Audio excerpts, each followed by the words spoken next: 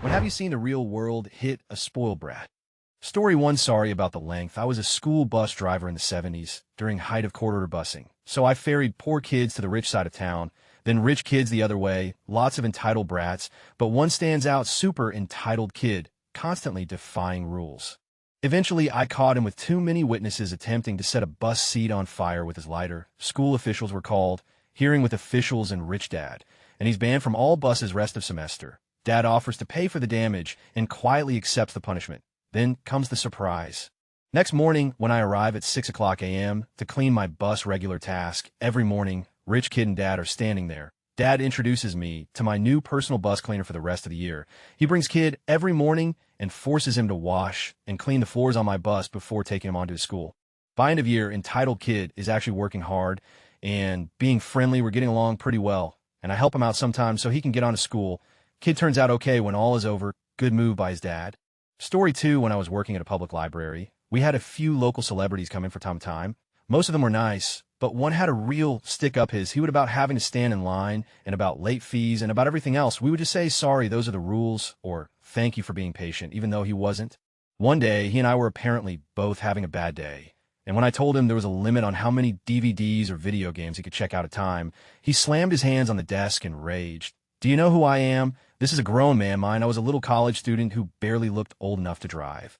I was sick of his low-key bullying, so I just looked at him and said, yes, I do, Mr. X, and the rules still apply to you. Which of these would you like me to put back? He was stunned. I don't think anyone had ever actually told him that the rules for everyone else did in fact apply to him as well. He was a little nicer after that. Not a lot nicer, but still. Story 3. When my brother was in school, he was horrifically bullied for being autistic, and his bully was the most entitled little I've ever had the displeasure of meeting. His father paid for boxing practice, karate lessons, and other martial arts. This made him think that he was the best at anything physical.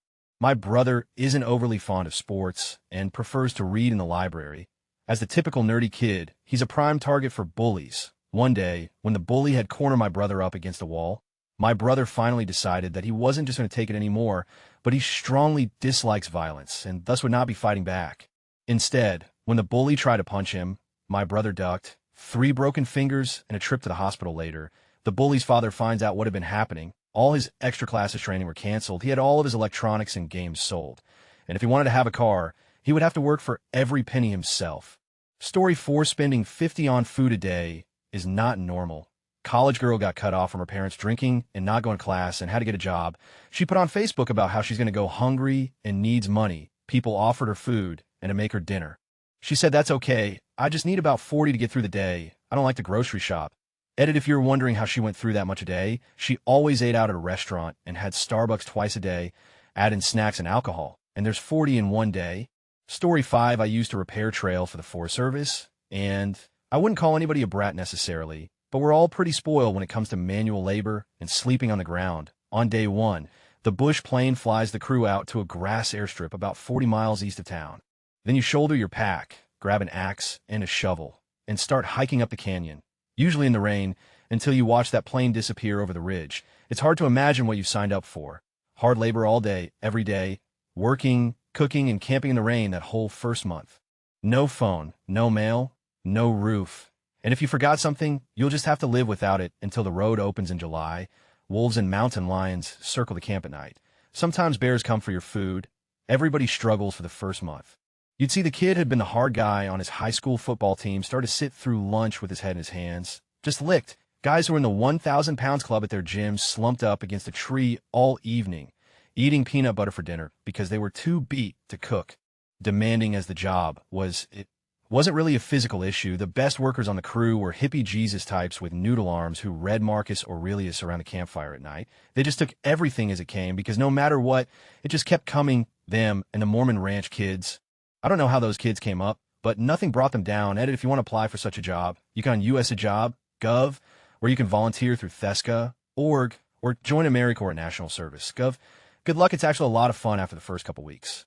Story 6. One of my favorite things about the military is that in a uniform, nobody can tell how privileged or unprivileged you might have been. It's a total blank slate. And for many, it's humbling to not get Tohavi to wear your social status on your sleeve. On my second ship, there was an E2 who grew up very wealthy and wasn't about it. He wasn't afraid to let us know. He thought that he was better than his peers. There's a stereotype of the enlisted guy who thinks of himself as an officer as a way to pretend that means anything. That's this guy in every way, and he would try to get out of enlisted work because he was going to be an officer, probably even a commanding officer of a ship. So there we were a few hours into his first deployment, and this gets violently seasick. It lasted for days. I don't know if you've ever been around someone who can't open their eyes without yakking, but it's awful. You really feel bad for them. It's hard to watch someone go through. Not with this guy. Story 7, 8 kid in college with a roommate of a friend of mine. He was always bratty and spoiled but hung out with us as if he were a good friend, and we let him chill with us because sometimes he wasn't bad. Then one day we heard him arguing with his mom on the phone that he needed more money. From the ensuing argument, we learned that he had, in less than 1 year, burned through 30 grand that his parents gave him for food and discretionary spending. Mind you, he was not paying for tuition or lodging or his car with this money. It was basically just food money, as all those other things were also already covered by his parents. He was calling his mother some really nasty things and hung up on her. Then his father called and they got in an argument cussing each other out. At the end of that call, he threw his iPhone at the wall and shattered it. This was the original iPhone. Turns out they cut him off, and basically he had to drop out of school and drive back home out of state because he couldn't afford to do anything anymore and, of course, was too good to work a pleb's job. He added me on Facebook about a year later and was a late blooming 911 truther. Obama was president by this time, and the only thing I ever said to him on FB was a simple reply correcting one fact he was wrong about in his 911 conspiracy theory. He then posted like 4 replies in quick succession telling me to open my eyes, and then blocked me. Story 8, simple and pure example for my part. There was only one coffee shop on my campus, operating out of the library building, and it was always crowded. You pretty quickly learned that if you wanted coffee before class, you got there 20 minutes early, grab a newspaper, a mold, sue me, and took your time. It was always funny watching incoming freshmen crowd the line 5 minutes before their 8 a.m. and slowly filter out in despair as they realized there was absolutely no way they were reaching that sweet Sumatra nirvana in time. Cue this little freshman girl, dressed in the classic campus t-shirt, jean shorts, blonde ponytail, coming out the ball cap starter pack, walking up, assessing the line, stretching out the door, and boldly deciding to just sorta skip it. Now, the baristas were usually pretty cool with people skipping for simple things, dropping down a quarter for some scantrons or $1 for a cookie, anything that didn't require interaction. Not this girl. She caught the barista's attention while the previous customer was still paying and went, "Hi, yeah, can I get a latte, please, like really quickly?" The line starts back there, reply the now slightly confused girl behind the counter, "But I have Cleus," whined the freshman. There was an awkward pause before the barista responded, "You're on a college campus. Are you freaking serious? Why do you think all these people are here? Back of the line?" Oh, was the only thing the freshman girl thought to say. As she turned to look at a line full of people staring daggers back at her, she looked not upset or embarrassed, but sort of enraptured by this newfound understanding she's just been imparted. It's like for first time in her entire life, she realized that other people were in her way for reasons. It was actually kind of beautiful to watch, like a baby deer learning to walk for the first time. Better late than never. Story 9, when I joined the Army. Guy who had the infantry tattooed on him didn't even last 2 weeks in basic training. He cried and yelled, I shouldn't have to get yelled at to do something. Story 10, when the high school principal's daughter, who previously got away with all kinds of garbage behavior, vandalism, dinking, major, bullying, got caught vandalizing a lecture hall in uni, she was unceremoniously dumped and banned.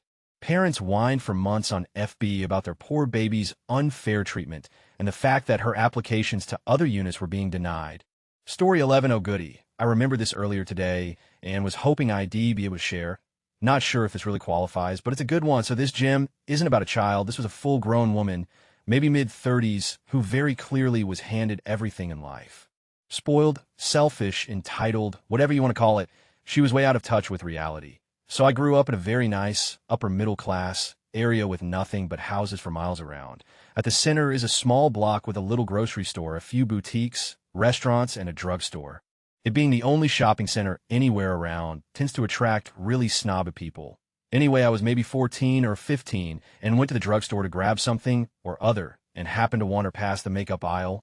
This drugstore is pretty large, so their makeup selection is huge. With every brand you could think of taking up one whole wall of the building, I had just rounded the corner where I saw this woman sitting on the ground, just as I saw the manager coming around the opposite corner, making a beeline for her like a bulldog.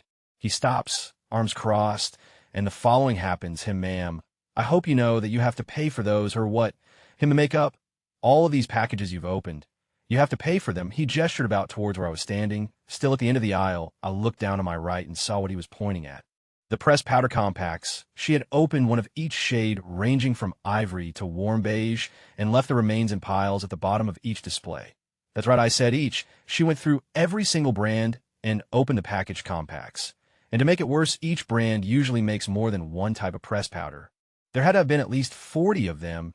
Her agitated, "What do you mean? I don't understand. Why do I have to pay for them when I only need one?" Him having a stroke. "Because you've destroyed them. And because you've used them, we can no longer sell these to anyone else because they've been contaminated. BY. Her becoming irate. "Well, I needed to test them to match my skin tone." It was at this point I realized that next to all the compacts were the used makeup sponges that come with them, as well as what appear to be used baby wipes. Him, impending aneurysm. "Well, I hope it was worth all the money you now owe us." This was about 15 years ago, so the remainder of the conversation is a fuzzy. I know she was panic crying and was refusing to pay, and he threatened to pay the cops, but I had to leave at that point, so I didn't get to see the outcome. But I do know that I did a little math when I got home. Nowadays, one of those compact will cost about $10 each, but back then IDs say 5 to 6, so she had to pay at least $140 at the end of that. Story 12, my ex-best friend was raised spoiled. His family wasn't very rich, but they still always tried their best to get him everything he asked for and never taught him to take responsibility for his mistakes. They wrote a list of the things he pulled after leaving school. One got 3 strikes on his license and lost it by running a red light. Wasn't his fault because there weren't many cars around. Speeding through a school zone wasn't his fault because there were no kids around, even though he was going so fast that he would have been breaking the limit if the school zone limit wasn't in place. Getting pulled over and one of his passengers wasn't wearing a seatbelt was his fault for not wearing it. 2, quit his job because he wanted more time to skate. Did this by going to his ex's and sleeping with her instead of going to work, then bragging about it on Facebook. Centerlink refuses to pay him because he's not even trying to get a job, and no place will hire him because of his track record. 3, assaulted a 14-year-old girl at a party. He was 21, somehow managed to get away with that. Also, this wasn't some massive drinking party. It was a family barbecue. 4, assaulted a bouncer at a nightclub, and then assaulted the police who tried to arrest him. Spent a week in jail for that. 5, moved to Melbourne, then Sydney, and ended up being homeless for a couple years, and is currently homeless in Germany. Will add more when I remember it. Edit okay. I remembered a few more another time. He was skateboarding in a Hungry Jack's car park, and a policeman asked him to move on. Not sure how it got to this, but he ended up assaulting the policeman and taken to the station. His family had a friend who was a cop and stuck his neck out to get him released, and he then tried to sue the cop who arrested him for assault. Also, he had a 15-year-old kid with him at the time who was drunk and high, so, as well as assault, he was facing a charge of supplying to minors. He caught a train from Sydney to Melbourne and didn't pay. Thought he got away with it until his mom got a $350 fine in the mail. He never officially moved out. She demanded he pay it immediately. Drove down for the day to ask for money with his girlfriend, and his mother reluctantly gave it to him. A few months later, his mother gets a bill for $960 in the mail because he never used the $350 money to pay the original bill. His mother tries calling him, but can't get through for days, so she calls his girlfriend, and she says they broke up a week after that visit, and she has no idea where he is. See, also on that same train ride to Sydney, his friend abandoned him, and he freaked out and got arrested. I took a screenshot of the convo and posted on Rinse and Piopla Facebook a few years ago, and we'll post a link once I find it. Edit here. He has posted a whole bunch of pathetic Facebook posts that either beg people for sympathy or money. Unfortunately, he deleted these, so I can't find them. Story 13, I was out at a farm with my cousins for a party. It was more like an afternoon barbecue, with all the parents sat talking and cooking while the kids ran around playing. Usual lazy afternoon in Africa. So anyway, I was 16 at the time, making me the oldest of the kids, and I will admit that I was all back of the bust-too cool for school type of cringy teenager, and was practicing my casual aloofness. Now, there was this German couple there with this absolute monster child 5, who made it his mission to terrorize all the other kids. The parents of little Adolf sat beaming with delight watching their little ray of sunshine playing with the other kids. Eventually, it became apparent that they were going to do nothing about it, and my parents told me to keep my cool and just ignore him, which I did because I didn't want to put my parents in an awkward situation. At some point in the afternoon, the kid found one of those plastic toddler toys. You know, the ones where they can sit on it and push themselves around, but it also has a handle at the back that toddlers can use as a walker. So he finds this toy and is running around this lawn full speed, ramming all the other kids. Now, I did tell him nicely that it was not good to hurt the other little boys and girls, but he clean ignored me and carried on with his game. giggling and chasing the other kids. He also decided that I was now fair game, and I got rammed in the ankles and Achilles, tendon a few times, and him fuming. His parents were watching and laughing the whole time. Eventually, I am done with this, so I position myself in front of this small ditch only about 14-inch deep and full of grass, and pull out my phone pretending to read messages. I was making myself an easy target for the little brat. He comes charging up behind me, aiming for my heels again. The front wheels go into the little ditch, stopping the walker. The kid was pushing it so fast that his momentum carried him right over the handlebars, right over the push toy, and past me. Face plants in the dirt, going full scorpion. There was no blood, but he lay there and screamed blue murder. The best part was that the parents watched the whole thing take place, and they and the other parents never suspected that I stood in that exact spot for that exact reason.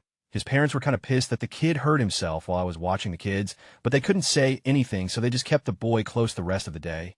Story 14, I will admit that I was a bit spoiled growing up. Though I didn't think I was a brat, my mom had a maid that came in several times a week. When I went to college, several things were very different for me. I knew to clean up after myself, but cleaning a bathroom was completely new.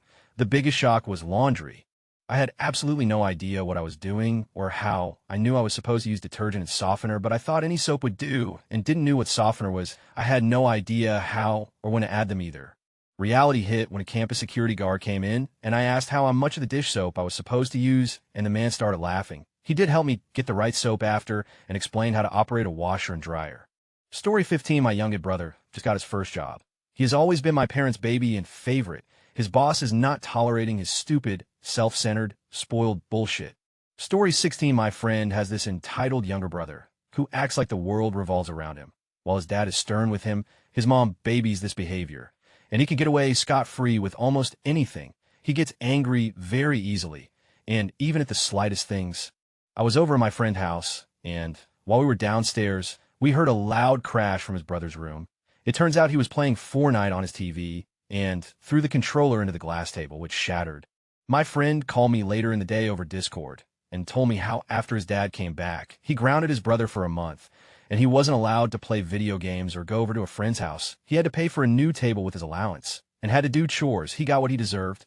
Story 17, when I was in high school, there was this horribly bratty rich kid who loved to pick on others, push people around, and play the "do you know who my dad is" card a lot. Let's call him Todd. I hated this kid all through school, final year of high school. ID had a bad day one day, and it obviously showed. Todd sees me walking G in the hall and makes some snide remark about my shirt. I promptly tell him to shove it. As I'm not in the mood, he walks over to me while I am in my locker and slams my locker door and shoves me. I recall that he said something else, but I honestly don't remember what it was. I just remember that I saw red and drove my fist into his nose like a truck. I stomped away, all teenage and angsty. Got called to the office the next day. Todd is sitting there with his father, and the principal. The principal shows us all the security camera footage of what went down. I am assuming an expulsion is coming my way when Todd's father puts his hand on my shoulder and smiles. He tells Todd to say thank you, and we both look at him dumbfounded. "Why would I thank him? He broke my nose," says Todd. His father responds with, "Because if I had been there and seen you act like that, I'd have killed you." He stood up and left, and I was excused to return to class. Todd never bothered me again. Story 18, I worked with a girl who was completely entitled to everything. She was a pretty blonde girl who was reaching her 40s and not so pretty anymore. She was impossible to be around and talk to. She was always right, had no clue how the real world worked, and always made excuses. I treated her like anyone else I worked with and would not do her work for her. She went to our boss weekly because I was treating her unfairly because I refused to do her work after I got mine done. While she painted her nails and made personal phone calls, she was furious when I was promoted over her. Then we hit the recession of 2008, and I was laid off. She got my job and quit within 3 weeks because she could not handle the pressure. I wonder where she is now and if she is going through the bar circuit, trying to find some loser to pay her rent for the month. She bragged about doing this and was pissed when a month came around where she had to pay her own rent. Story 19, traffic jam. Someone uses shoulder to skip ahead and save time because they're more important than everyone else. Gets pulled over very quickly afterwards. Seen a couple videos of it, but saw it with my own eyes a few weeks ago. It was a beautiful thing. Story 20, when it hit me. I grew up in a very financially stable, loving household. My parents aimed to raise me to be smart with my money since that's pretty much the main way they built such a good life for themselves, and I took it completely for granted. Never had to hold down a job since they would still provide for all of my necessities. Never worried about being more frugal shopping store brand, even though my mom did. thinking about want versus needs, etc. I was stupid. I was spoiled because my parents weren't very hard on me. Because of my crippling anxiety and depression, I was a brat because I looked down on poor people like, wow, you really can't afford gas. Save your money. Then I moved out when I was 20. I had to get a job to pay for stuff. And much to my dismay, I couldn't just quit when it got tiring or difficult. I had to become more frugal, and I was humbled every time my boyfriend covered my share of bills when I didn't have enough money despite trying my best to save. He grew up way smarter about money than I did for sure. I've definitely become stronger and smarter, but I owe an apology to less fortunate friends I had growing up that would probably be thrilled to know that the real world has finally hit me. Story 21, my dad owns a bar. And one night, there was this rich kid with his friends, boat shoes without socks. The whole thing, he was giving one of the bartenders a tough time because he was on the shorter side. This kid was bothering the bartender for about half an hour until finally he got my dad to come out. My dad basically yelled at the kid about how the bartender enlisted in the military and fought in Afghanistan, and how ashamed he should be to make fun of an honest, hard-working veteran for his height. The kid left the bar nearly crying, and I hope that experience helped him change for the better. Story 22, hopefully this counts. And I'm writing on mobile, so my apologies if the format turns out funky. I used to work at CVS when I was younger. Things were busy, and there was a line forming.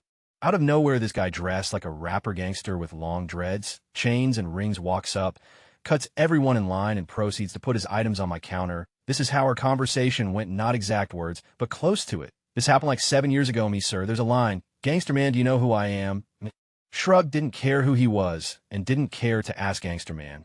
We're both looking at each other, and there's tension, like as if something is about to go down, Gangster man. Man, this proceeds to cuss me out under his breath as he walks to the back of the line ID, like to think that the real world gave him a small lesson that day. Story 23, we hosted an exchange student when I was 9. Her name was Yuki, and she was so spoiled. She shared my room, and she threw her stuff all over the place in Japan. She had people, dare I say, servants pick up everything for her. At one point, she had gotten into my makeup. I was 9, so I didn't wear it often, but it was expensive, and I wanted to save it and use it without my consent. I was pissed. I demanded that she clean up her stuff. I handed her a broom, and she didn't know how to sweep. She had never swept in her life. So she had a meltdown. She was 17 and wrote an angry letter on her laptop that my parents found while I was at school. I don't know what the letter was, but I know it was bad. She got transferred to another host family. Story 24, my ex-wife is an overindulged child of a woman who has never had to deal with consequences or accountability for anything she's ever done. A few months ago, she overdosed with my kids in the house. I took the kids and told her to get her together or I would take her to court. She refused to get her together, so I took her to court. Then she refused to follow the court orders while still making threats. Now she's a jobless, homeless drug addict with arrest warrants, and am raising our kids by myself. Story 25, when I went to U.S. Army basic training, that's where it hits most people. One in particular was indeed spoiled. She was one of those daddy's important type gals, according to my battle buddies. She doesn't clean or know how to do laundry. OH, the attitude. She gave so much attitude. Week 5, and the drill sergeants had enough. We formed up, and as you can guess, called her out. The females were told to watch here and to adjust to her attitude. After weeks of struggling to do basic chores, she started to improve. Week 9, and she is everyone's friend. Basic training will make or break you. And in this case, it made her to become a better person. Story 26, in the 6th grade. My teacher was this tough, older Scottish woman with a very thick accent who probably led battalions in World War II. She terrified me, and I adored her. One of my classmates was this snotty brat who constantly bragged that she never had to do chores or homework, and always got her parents to do her work for her. One day, we had a book report due. The book report was supposed to be 2 pages. And for some reason, this girl wasn't able to get her parents to do her work for her on this one occasion. She came in and turned in a book report only 1 sentence long. Our teacher looked like she was about to rip this girl in half. She held up the book report and said loud enough for the entire class to hear, "Are why an idiot?" Story 27, This is a good one. For me, it was when my bratty, spoiled stepchild found out she was pregnant. When you have a child, your life stops, and the child is all that matters. It hit too hard for her. I love my grandson, but that was fun to watch. Story 28, a student at the school I teach was horrifically entitled. She was constantly mean and rude to teachers, refused to do work if she didn't want to, demanded teachers accept late work or improperly done work. Because she didn't listen, would leave class on her own whims. Came in late because she was out shopping with outside food, etc., etc., etc. Calls to parents did no good because they believed she could do no wrong. She got in trouble for having with a bunch of athletes, and her parents were called in. They, of course, refused to believe that their perfect daughter would do something like that. Then the admin showed her parents the security tapes of like 10 athletes running the train on her. It didn't end well. Obviously got out on me. It's how I found out, and she was out of school for like 2 weeks.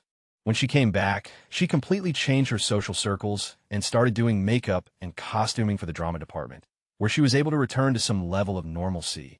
Apparently became much nicer, too. Story 29, I had a girl try to rent a house I had. She was late 20s and gave off a bad vibe. She requested that several lights in the house be changed, argued with me about the basement, and demanded a new refrigerator because someone else used this one. It's gross. She also said it shouldn't be a problem to rent to me. My daddy makes a lot of money. I went back and ran her application. She had been evicted from her last 3 houses. Her credit score was the lowest I had ever seen.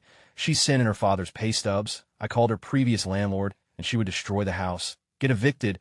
Her father would pay the damages and the remainder of the rent, and she would move on. I called to deny her, and she was flabbergasted. I think I may have said, I wouldn't let you borrow my pen, even if it was on a chain, when she repeated that her daddy made a lot of money. She will probably never be able to rent anywhere ever again. Story 30, when I was renting cars in college. We had a regular come-through who was a passive-aggressive low-key every single time. We'd see him once a month, and we were always too slow. The car was shitty dismally. We didn't have what he wanted. The lineup was too long. The car was parked too far away, etc. I saw him regularly for a year and tried to kill him with kindness every time. And every time he was a sour-faced turd. Then one freezing cold Canada morning, I got a call from him. He was at his hotel, and his car's engine wouldn't turn over. I smiled and told him to sit tight. I went to the head driver and explained who the client was and what I wanted him to do. Since we were slow that morning, I sent the head driver in our nicest SUV with winter tires and another guy to boost the first car and give the head driver a ride back. A half an hour later, Mr. Grumpy Guts walked in the door and stomped up to me to return the keys. I gave him a big smile, and I meant it when I said, "It's good to see you, sir." He looked at me with warmth in his eyes for the very first time, and he thanked me, even smiled just a little bit. Story 31, Rudy Gobert and his coronavirus press conference. 3 days before his positive test. That moron. In high school, one guy was a real to everyone. He had no sense of anyone but himself, and everyone kissed his butt because he was not only valedictorian of his class, but also star football, basketball, tennis, and track star.